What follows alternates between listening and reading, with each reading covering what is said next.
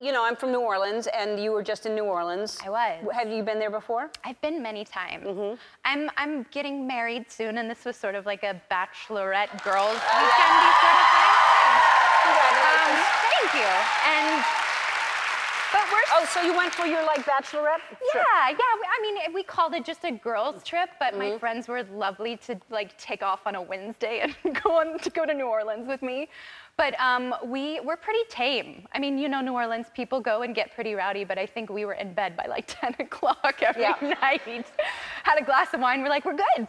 Oh, well, why would you go to that city? I mean, because it's the best. It is the best city, but that's the food, the culture, the architecture. We went on a ghost tour. We saw some jazz. Did? We did all of it. It's a great place. Yeah. Really great. All right, so we helped you with one thing on your bucket list. Last time you were here, you wanted to mow a lawn. Yeah, well, I think I was 18. Yeah. It was one of the first times that I was on your show. That's right. You helped me mow a lawn on a John Deere tractor. Yes, yeah. It was. We were on the other lot. Yes. We were on the NBC. There we are. Yep. 2004. We haven't changed a bit. No, not. But those. My Ugg boots. What am I doing? We can't talk about outfits when you look back. That's not. That's not our fault. That's the fashion. It's the time. All right. So you did something else so it starts out tame with just a riding lawnmower, and then you just climb Mount Kilimanjaro. Mount Kilimanjaro was the very top of my bucket list, and I did do that this year with a group of friends. And how long did it take you? Yeah. It took us a week. We were on the mountain for a week. A week? A whole week. So how many hours did you hike before you'd stop and camp? It depends.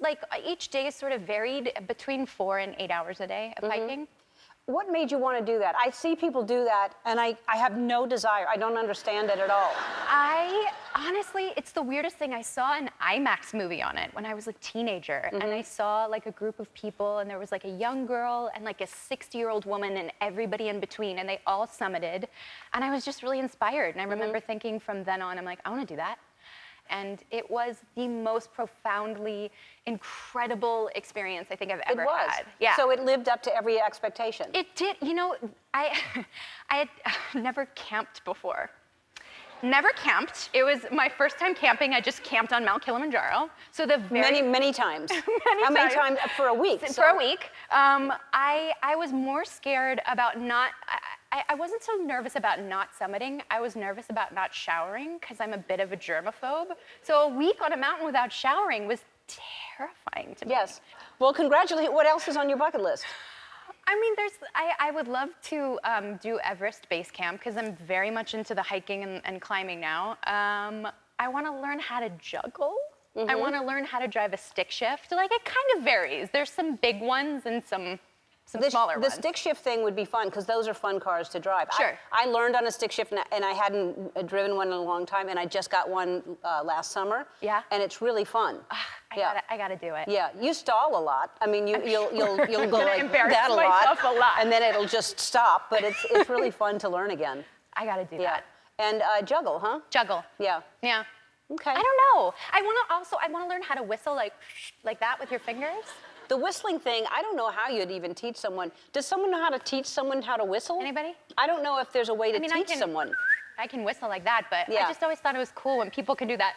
Yeah, with their mouth or with the fingers. You can. It's a lot of practice. Let's do it, Mary. Oh, hey. Mary! Wow. I like it. Wow.